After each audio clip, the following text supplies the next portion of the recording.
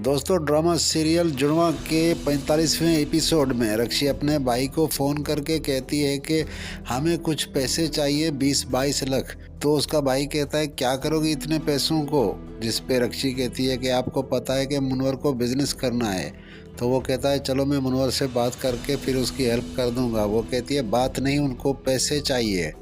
इतने में घर की बाहर की बेल बजती है। रक्षी कहती है, चलो मैं बाद में बात करती हूँ, अभी बेल बज रही है, देखूं बाहर कौन आया है। इतने में रक्षी की सास जाके दरवाज़ा खोलती है और उनकी माँ से कहती है कि आप बेटी से मिलने आई हैं। आप कहते तो आपकी बेटी को आपके घर भेज देते, वहीं आप बात कर लेती उनसे।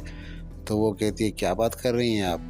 इतने में पीछे से रक्षी भी आ जाती है और रक्षी कहती है, देखो, आपको ऐसे बात नहीं करनी चाहिए मेरे घर वालों से, वो मुझसे मिलने आए हैं। तो वो कहती है, चलो ठीक है बेटा, कोई बात नहीं, इनको अंदर ले जाओ और इसके लिए कोई खाने का बंदोबस्त करो। जिस पे रक्षी की माँ कहती है, क्यों? ये मेरी बेटी खाना बनाएगी? इसको तो आदत ही नहीं है काम करने की, यहाँ आप उनसे काम करवाते हैं?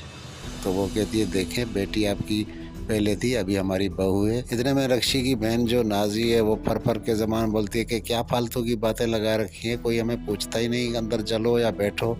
इस पे रक्षी कहती है, आओ अंदर चलते हैं। रक्षी उनको अपने कमरे में लेके आती है। कमरे में पहुंचते ही रक्षी कॉल मिलाती है मुनवर को, लेकिन मुनवर उसकी कॉल रिसीव नहीं करता। जिस पे रक्षी गुस्सा होकर कहती है, लगता है मुनवर को अपनी माँ ने सब कुछ बता दिया है, अभी वो हमारी कॉल ही नहीं उठा रहा। इस पर वो कहती है उसकी माँ, आओ बैठो, मैंने तुम्हें मना किया था ना शादी मत करो इनसे, तुम्हारी जिद थी, आप भुगतो। तो वो कहती है, बाहर तो आप दूसरी बातें कर रही थी। जिस पे उसकी माँ कहती है, वो करना पड़ता है ताकि तुम्हारा भरम रह जाए। इतने में उसकी छोटी बहन जो नाजी है, वो कहती है, क्या करें, मेरे लिए कुछ खाना वाना मंगवाओ, कोई ऑर्डर करो।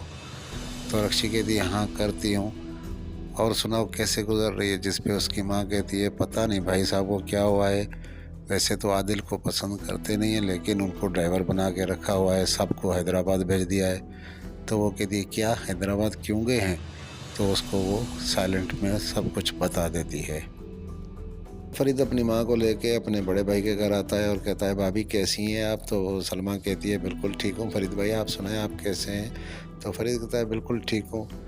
जबकि उसकी भाभी सलमा कहती है, देखो फरीद भाई, आप अपने घर वालों को भी कभी साथ में लाएं। जिस पर फरीद कहता है, हाँ कोशिश करूँगा, लेकिन भाई ने जब इजाज़त दी। तो वो कहती है, अभी भाई तुम्हारे बदल चुके हैं, बिल्कुल वो इजाज़त देंगे तुम्हें, ऐसी बात नहीं है।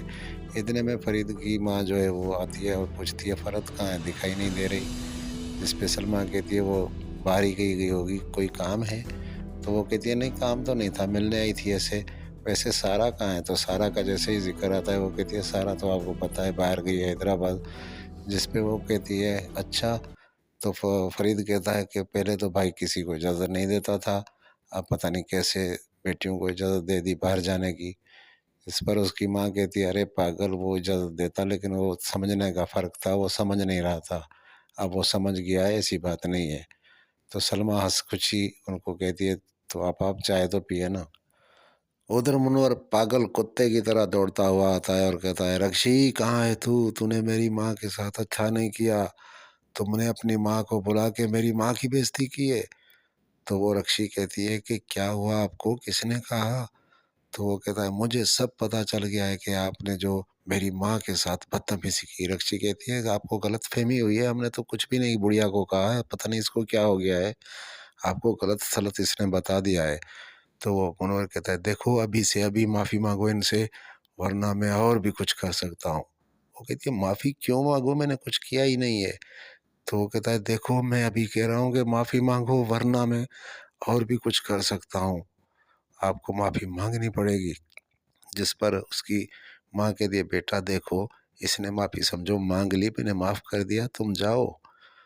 वो अपने बेटे को कहती है मुनव्वर को, और वो कहता है, देखो माँ, मैं तुम्हारी वजह से इसको छोड़ रहा हूँ, लेकिन मैं इसको छोड़ूंगा नहीं। इतने में उसकी माँ कहती है, देखो ये मेरा बेटा कितना मुझसे प्यार करता है, अगर इस घर में रहना है तो मेरी इज्जत करो, ठीक है मैं जा रही हूँ। ऐसे करके वो चली जाती है। उधर सारा अपने सपनों में आदिल को बसा के आ रही होती है और कहती है, देखो मैं आदिल से शादी करूंगी, लेकिन पापा मानेंगे नहीं मानेंगे, क्या होगा, और अब मेरी आदिल से शादी होगी, इतनी खुश होती है। इतने में ज़ारा आ जाती है और ज़ारा कहती है, क्या बात है, इतनी खुश हो? वो कहती है, नहीं नहीं, मैं तो खुश नहीं हूँ, मैं तो ऐसे ही बस बैठी थी। तो वो कहती है अच्छा जो भी है कल चलते हैं कराची। तो वो कहती है क्यों, मैं कराची क्यों जाऊँ? बोलती है कि चलते हैं, अम्मी को भी साथ में लेके चलते हैं बाबा के पास। वो कहती है अम्मी को कैसे पास साथ में लेके चलते हैं, वहाँ तो दूसरी अम्मी है। वो कहती है कुछ भी हो, उनको बाबा को भी पता चले कि उनकी 2 बेटियाँ हैं और मैं जाके उनको बताऊँगी और तुम भी साथ चलो। वैसे हम साथ चलते हैं और अभी भी मम्मा का जो है वो निकाह हुआ हुआ है उससे। वो कह के उसको कहती है कि तैयार हो जाओ, जिस पे वो परेशान हो जाती है सारा। वहाँ मनोहर अपनी गर्लफ्रेंड के साथ गाड़ी में होता है और वो कहती है क्या बात है, मूड खराब है? वो कहता है बीवी से लड़के आया हूँ। तो वो कहती है अपनी बीवी को मायके भेज दो, 2-4 दिन रहेगी तो अकल ठिकाने आ जाएगी। तो वो कहता है यही तो प्रॉब्लम है कि उनकी छोटी बहन और उसकी माँ आए रोज मेरे घर में आके डेरे डाल के बैठ जाती हैं। क्या करूँ, फंस गया हूँ। जिस पे उसने कहा अरे यार, तुम्हारी माँ ने दिखावे के चक्कर में तुम्हारी ज़िंदगी बर्बाद कर दी। चलो छोड़ो इस बात को, तुम्हारे बिज़नेस का क्या हुआ? तो वो कहता है हाँ यार, बिज़नेस के लिए पैसों की ज़रूरत है, वो नहीं मिल रहे। तो वो कहती है कितने पैसे? तो वो कहता है 2 मिलियंस, यानी 20 लाख रुपए इनको चाहिए। वहाँ मज़र को सपने में उसकी पहली बीवी आती है और कहती है मैं सारा को लेने आई हूँ। तो मज़र सपना देखते हुए कहता है तुम कैसे सारा को ले सकती हो, तुम तो मर गई हो। वो कहती है कुछ भी हो, मेरी बेटी है, मैं उसको लेने आई हूँ। तो वो डरपोक डर के मारे सपने से उड़ जाता है और उसकी बीवी कहती है सलमा क्या हुआ मज़र? तो वो कहता है मैंने सपना देखा जिसमें वो सारा को लेने आई थी और मेरी 2-2 बेटियां थी, सारा 2 सारा मेरे को दिखाई दे रही थी। वो कहती है ये सपने आते रहते, तुम टेंशन नहीं लो, मैं सदका उतार दूंगी तुम्हारा और सारा का। और वैसे भी कल मैं सारा से बात करवा दूंगी और मैं भी बात कर लूंगी कि वो आ जाए, आप रिलैक्स होके सो जाएं, टेंशन ना लें। ये सलमा कह के उसको सुला देती है और दोनों सो जाते हैं। सुबह होते ही सारा की माँ उसको कॉल करती है और कहती है कैसे ही हो सारा तुम? वो कहती है हाँ ठीक हूँ। बोली तुझे पता है तुम्हारा बाप डर गया था सपना देख के, तुम कब आ रही हो, जल्दी से आ जाओ। तो सारा कहती है अच्छा, पापा सपना देख के डर गया था? वो कहती है हाँ पगली, तेरे इंतज़ार में वो तुझे बुला रहा था और वो बहुत ही परेशान है, आप आ जाओ जितना जल्दी हो सके। वो कहती है चलो ठीक है, कोशिश करूँगी जल्दी आ जाऊँ। उधर जो है वो मुनव्वर सोया हुआ होता है तो उसकी गर्लफ्रेंड उसको कॉल करती है सुबह के टाइम पे और कहती है देखो जल्दी से आ जाओ, बैंक अकाउंट्स तुम्हारे चाहिए और तुम्हें जितने पैसे चाहिए कारोबार के लिए मैं देती हूँ। वो उठता है, वो उसकी बीवी कहती है कहाँ जा रहे हो? रक्षी को कहता है कि मैं जा रहा हूँ, एक ज़रूरी मीटिंग याद आ गई है। ऐसा करके वहाँ से वो उठ के बाहर चले आते हैं।